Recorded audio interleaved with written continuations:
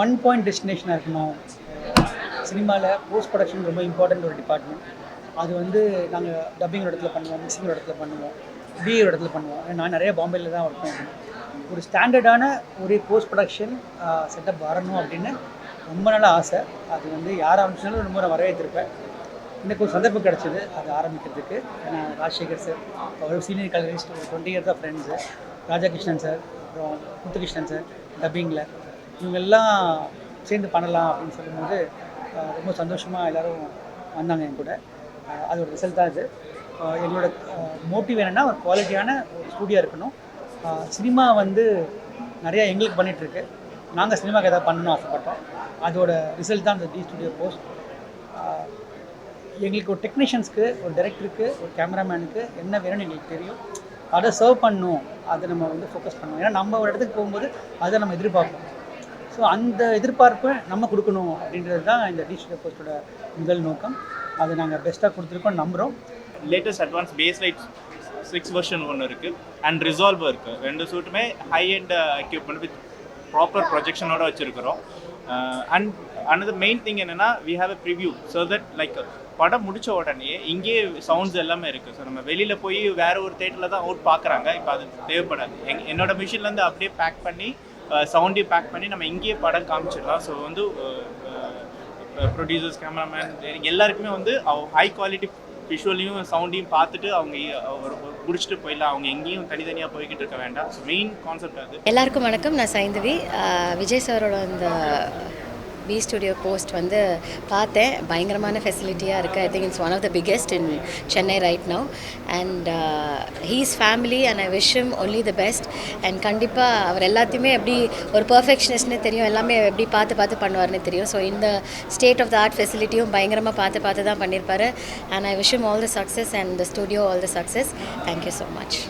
இன்றைக்கி நம்ம இயக்குனர் ஏஎல் விஜய் அவர்கள் சென்னையில் டி ஸ்டுடியோ அப்படின்னு ஆரம்பிச்சிருக்கிறாரு.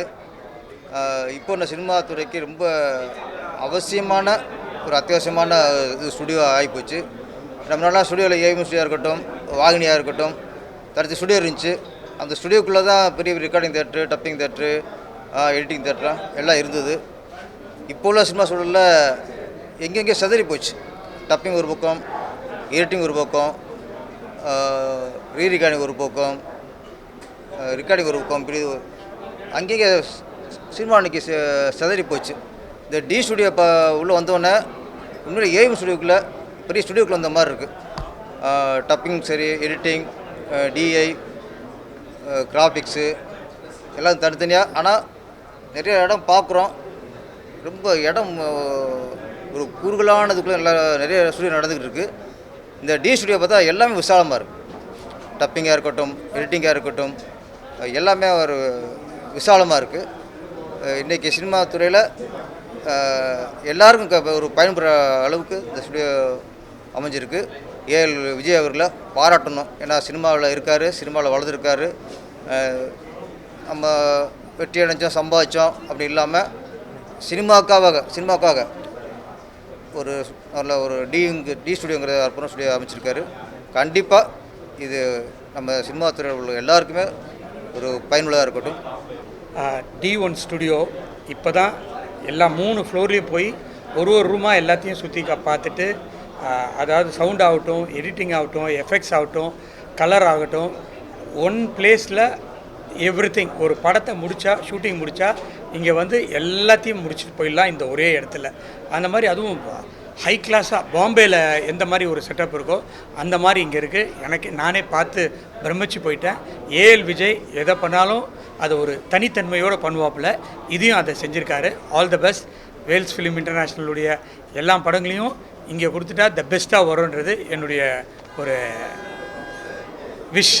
விஜய் வந்து எனக்கு ஒரு புள்ள மாதிரி.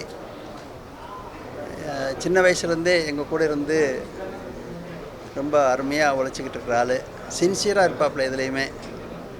எனக்கு இப்போ வந்து இந்த ஸ்டுடியோ பார்த்ததுக்கப்புறம்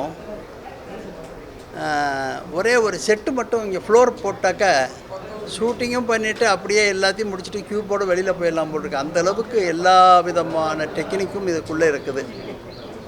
வேறு எங்கேயுமே போக வேண்டியதில்லை. ஷூட்டிங் பண்ணிட்டு வந்துட்டோம்னா மற்ற எல்லா வேலைகளையும் பண்ணிக்கிட்டு இங்கேருந்து வெளியில் போயிடலாம். அந்தளவுக்கு ஏன்னா ஒரு டெக்னீஷியனுங்கிறதுனால எல்லா விஷயத்தையும் ஆராய்ஞ்சு அறகுறை இல்லாமல் எல்லாத்தையும் பக்காவாக பண்ணி வச்சுருக்காரு. இது ஒரு பெரிய வரவேற்கத்தக்க ஒரு விஷயம். எல்லாருக்கும் வணக்கம். அப்பா எல்லா டீட்டெயிலாக சொல்லிட்டாங்க. நான் விஜய் தம்பி மாதிரியோட தம்பி தான் விஜய். நான் வளர்ச்சியை வந்து முதல் படியிலேருந்து பார்த்துக்கிட்டு இருக்கேன். ஒன்றே ஒன்று தான் சொல்லணும், ஹார்ட் ஒர்க் அண்ட் டெடிகேஷன் இருந்தால் கண்டிப்பாக ஜெயம் வெற்றி அது எந்த விதமான மாற்று கருத்தும் இல்லைங்கிறதுக்கு விஜய் ஒரு முக்கியமான உதாரணம். அதை பார்க்கும்போது ரொம்ப சந்தோஷமாக இருக்குது. தம்பி வளர்றதை பார்க்கும்போது சந்தோஷமாக இருக்குது. செய்திகளை உடனுக்குடனும் துல்லியமாகவும் தெரிந்து கொள்ள சப்ஸ்கிரைப் பண்ணுங்கள்.